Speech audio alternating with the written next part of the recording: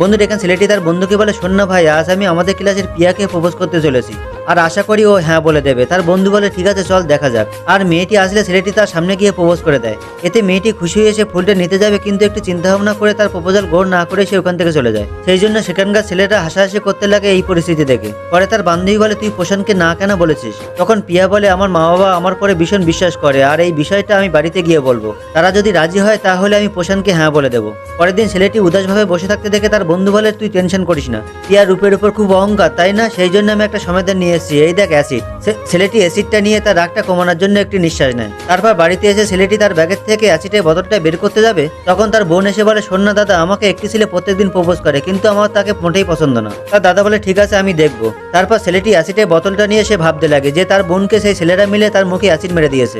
এতে ছেলেটি বুঝতে পারে সে পিয়ার সাথে কত বড় ভুল করতে চলেছে। তখন তার বোন তার কাছে আসলে সে কাঁদতে কাঁদতে তাকে জড়িয়ে ধরে। তো বন্ধুরা, স্টোরিটা যদি ভালো লাগে থাকে তা প্লিজ একটা লাইক করে দেবে।